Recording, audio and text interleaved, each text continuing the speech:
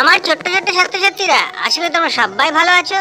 আজকে আমরা তৃতীয় শ্রেণীর আমাদের পরিবেশ পড়াবো বলে হাজির হয়েছি। আজ তোমাদের 81 পাতা থেকে পড়া শুরু হবে। কমেন্ট শেয়ার করবে, চ্যানেলে যদি নতুন থাকো চ্যানেলটা অবশ্যই সাবস্ক্রাইব করবে। দেখি তোমাদের বইয়ে 81 পাতায় বাড়িতে কত কিছু। বোতলে খাবার জল ভরতে ভরতে অলিভিয়া ভাবলো, বাড়ি তৈরি করতে আরো লোক লাগে। আমাদের বাড়িতে আরো কত কি রয়েছে, বারান্দা, গ্রিল, দেয়াল, আলমারি, জলের পাম্প। বাবা কি জানে কত লোক মিলে এসব করেছে? বাবাকে বলতেই বাবা খুব হাসলেন। তারপরে বললেন, বাড়ি তৈরির সময় দেখা যায় না, এমন অনেক লোক লাগে।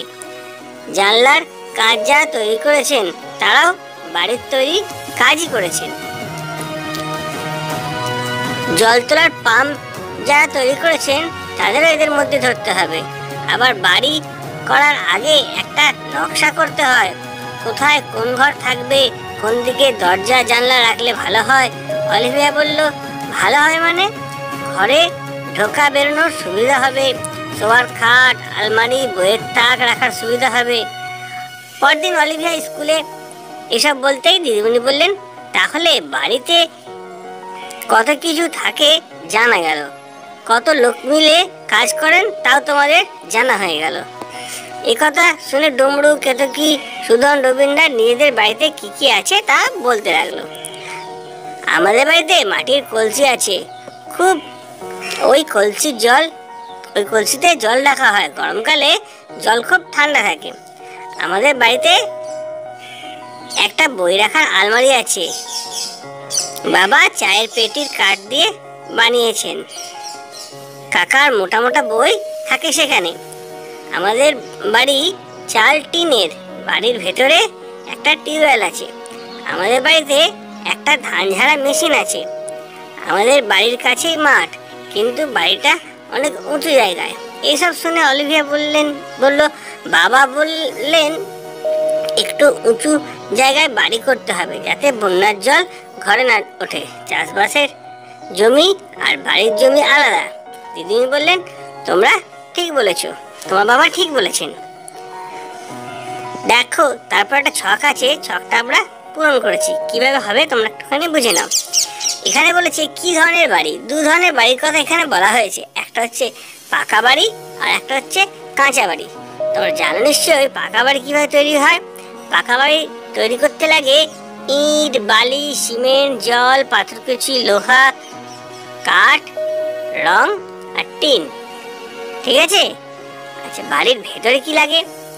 বাড়ির ভেতরে কি কি থাকে দেখো, খাট, বিছানা, আলমারি, ঘড়ি, আলনা, ড্রেসিং টেবিল, জলের পাম্প, ইলেকট্রিক বাল্ব, পাখা, টিভি, কম্পিউটার, নানা রকম জিনিস ঘরের ভেতরে থাকতে পারে।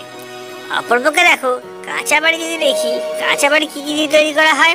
কাঁচা বাড়ি তৈরি করা হয় মাটি, টিন, বাঁশ, কঞ্চি, কাঠ, জল, এগুলো দিয়েই কাঁচা বাড়ি তৈরি করা হয়। কি থাকে সেখানে? সেখানে থাকতে পারে চৌকি, চেয়ার, টেবিল, মাটির কলসি, টিউবওয়েল, হেরকেনের বাতি। এগুলো সাধারণত কাঁচা বাড়িতে দেখতে পাওয়া যায়। তোমরা চারটা ভালো করে বুঝে নাও, তাহলে পাকা বাড়ি আর কাঁচা বাড়ির তুলনা তোমরা সহজেই করতে পারবে। এরপরে দেখছি বসত বাড়ির আশপাশ। বাড়ির আশেপাশে কি কি ঘটনা ঘটছে একটা ছবি দিয়ে বোঝানো হয়েছে। এখানে একটা কয়লা খনির ছবি রয়েছে, দেখি তো তারপরে কি রয়েছে। দেখো, বাড়ি করতে তো আলাদা উঁচু জমি লাগে, কিন্তু পাশে যদি নদী থাকে, নদীর পাড় তো ভেঙে যায়। আবার পাশে যদি বড় রাস্তা থাকে, সারাদিন বাস লরি যাবে, ধুলোয় ঘর বোঝাই হয়ে যাবে, আর শব্দও হবে খুব। ভারী লরি দিনরাত বাড়ি কাঁপিয়ে যাবে।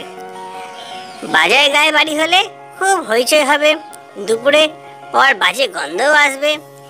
এইসব ভাবতে ভাবতে স্কুলে যাচ্ছিল অনন্যা।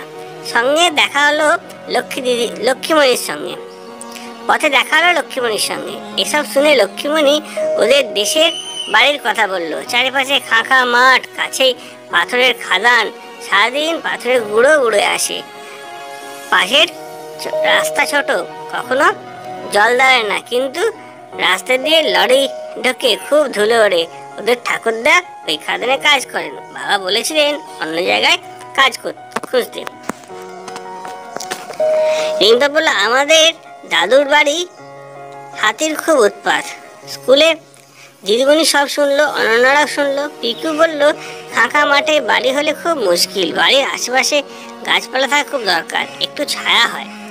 আয়ব বলল বাড়ির কাছে জলস্তর পাওয়া চাই, নইলে কল বসানো যাবে না, খাওয়ার জল আনতে দিন কেটে যাবে। দিদিমণি বলল কাছে পিঠে কি কি থাকলে বাড়ির পক্ষে ভালো হয় সেসব জিনিস আমরা বুঝতে পারলাম। দেখো এখানে নদীর পাশে কিছু বাড়ি আছে, সেই সব ছবি এখানে দেখানো হয়েছে। এখানে একটা ছক আছে, ছকটা আমরা পূরণ করবো। যেটা পড়লাম, যেটা বুঝলাম, সেখান থেকে ছকটা সহজেই পূরণ করতে পারবো। দেখে নিতে কি আছে ছকটা। কিরকম জায়গায় পাশের বাড়ি থাকবে? হয়তো নদীর ধারে কারো থাকতে পারে, কারো বা রাস্তার ধারে থাকতে পারে, কারো বা পাথরের খাদানের পাশে থাকবে, কেউ কারোর বাড়ি বাজারের পাশে। বিভিন্ন জায়গায় বিভিন্ন লোকে বাড়ি করেছে। তাতে কি সুবিধা হয়েছে বা কি অসুবিধা হয়েছে একটু আমরা জেনে নিই। নদীর পাড়ে যদি কারো বাড়ি হয় তাহলে যাতায়াত ব্যবস্থা ভালো থাকবে, খাবারের জল পাওয়া যাবে। নদী দিয়ে এক জায়গা থেকে অন্য জায়গায় নৌকা করে সহজেই যাওয়া যায়, সে আগেকার দিন থেকেই অভ্যাস আছে মানুষের। কিন্তু সেখানে অসুবিধা কি আছে? বন্যা দেখা দিতে পারে, তাই ঘরে নদীর জল ঢুকে যাবে, অথবা নদীর পাড় ভেঙে যেতে পারে, ঘরও ভেঙে যেতে পারে। কিন্তু রাস্তার ধারে বাড়ি হলে কি হবে? রাস্তার ধারে বাড়ি হলে সহজে যাতায়াত করা যাবে, কিন্তু ধুলোবালি হবে, খুব শব্দ হবে, ভারী যানবাহনের জন্য ঘর কাঁপতেও পারে। ঠিক আছে? পাথরের খাদানের পাশে যদি বাড়ি হয় তাহলে কি হবে? রাস্তায় তো জল জমবে না, কিন্তু পাথরের গুঁড়ো ঘরের ভেতর ঢুকে যেতে পারে। আর যদি বাজারের পাশে বাড়ি হয় তাহলে সব রকম জিনিস তো সহজেই পাওয়া যাবে। এটা যেমন সুবিধা হলো, অসুবিধাও আছে অনেক। বাজারের দুর্গন্ধ পাবে, মানুষের চলাচলের শব্দ হবে, না জায়গায় সুবিধাও আছে অসুবিধাও আছে। যার যেখানে যেমন বাড়ি তার থেকে সেরকম সুবিধা আর অসুবিধা মিলেই থাকতে হয়। এরপরে দেখো বাড়ির গায়ে ঝড় ঝাপটা। নদীর পাড় ধসে বাড়ি পড়ে গেলে খুব মুশকিল। নদীর যে পাড় ভাঙছে সেই পাড়ে বাড়ি না করাই ভালো। ভূমিকম্প হলে খুব সমস্যা, বাড়ি ফেটে যাবে, ইট সিমেন্টের বাড়ি নষ্ট হয়ে যায়। যেখানে বেশি ভূমিকম্প হয় সেখানে কাঠের বাড়ি করলে কিছুটা সুবিধা হয়। চালটা টিনের হলে ভালো, আর সেই কাঠ আর টিন দিয়ে আবার নতুন বাড়ি তৈরি করে নেওয়া যাবে।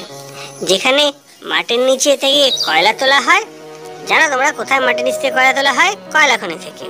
সেখানেও কিন্তু ধস নেমে যেতে পারে, বাড়ি বসে যেতে পারে। কয়লা তুলে কয়লার খাদ যদি বালি দিয়ে বুঝিয়ে দিতে হয়। ওইসব জায়গায় হালকা কাঠ আর টিনের বাড়ি করলেই অনেক ভালো। মারিয়াম ওদের মেসোমশাইয়ের কাছে এসব শুনেছে, উনি কয়লা খনিতে কাজ করেন। মারিয়ামদের গ্রামে বন্যা হয়, তাই আজকাল সবাই মেঝেটা খুব উঁচু করেছে। পাকা বাড়ি করলে একতলার ঘরই করছে না, কয়েকটা পিলারের উপর ছাদ ঢালাই করছে, তার উপরে দোতলায় থাকার ব্যবস্থা করছে। রূপকের দাদু থাকেন সাগরের কাছে, সেখানে খুব ঝড় হয়, তাদের বাড়িও পাকা একতলা। ঝড়ে উঁচু বাড়ির ক্ষতি বেশি হয়। তারপরে দেখো এই যেটা পড়লাম তার উপর একটা ছক তৈরি করা হয়েছে। ছকটা কিভাবে হয়েছে তোমরা একটুখানি ভালো করে দেখে নাও। যাদের বাড়ি পাহাড়ি এলাকায় তাদের কি কি দুর্যোগ হতে পারে? তাদের বাড়িতে ধস দেখা দিতে পারে, ভূমিকম্প হতে পারে, কি কি ক্ষতি হতে পারে, ঘর বাড়ি ভেঙে যেতে পারে, কি কি ব্যবস্থা নিতে হবে?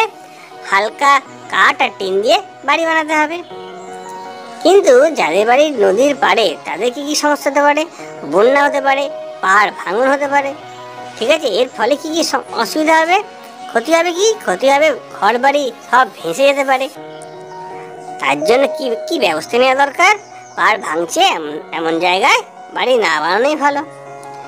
যাদের বাড়ি কয়লা খনি এলাকায় তাদের কি হবে? তাদের ভূমির ধস হয়ে যেতে পারে, ঘর বাড়ি সব বসে যেতে পারে। এই জন্য হালকা কাঠ আর টিন দিয়ে বাড়ি বানাতে হবে। যাদের বন্যা কবলিত এলাকায় বাড়ি তারা কি করবে? তারা কি কি সমস্যার সম্মুখীন হবে? তাদের ওখানে বন্যা দেখা দিতে পারে। প্রতি বছরই বন্যা হয় এমন জায়গায় বন্যা কবলিত এলাকা বলা হয়। তাহলে কি হবে? সে সমস্যা, তাদের ঘর বাড়ি ভেসে যাবে। উপায় কি আছে? উপায় হচ্ছে মেঝে থেকে উঁচু দ্বিতল পাকা বাড়ি বানাতে হবে, পিলারের ওপর ঢালাই করে, তবে দোতলা বাড়ি বানাতে হবে। কিন্তু যাদের বাড়ি সাগরের তীরে তাদের কি কি সমস্যার সম্মুখীন হতে হয়? তাদের প্রতি বছরই ঝড়ের সম্মুখীন হতে হয়। নানা রকম ঝড় তাদেরকে আঘাত করে, ঘর বাড়ি ভেঙে যেতে পারে। কি করতে হবে? শক্তপোক্ত বাড়ি বানাতে হবে। সাধারণত একতলা বাড়ি বানানোই যথেষ্ট। যত উঁচু বাড়ি হবে তত ঝড়ের সঙ্গে সম্মুখীন হতে হবে। আজকে আমরা এত পর্যন্তই পড়ছি, বাকি পড়া পরের দিন হবে। যদি আজকে ভিডিওটা ভালো লাগে লাইক কমেন্ট শেয়ার করবে, চ্যানেল যদি নতুন থাকো চ্যানেলটা অবশ্যই সাবস্ক্রাইব করবে। তোমরা সবাই ভালো থাকবে।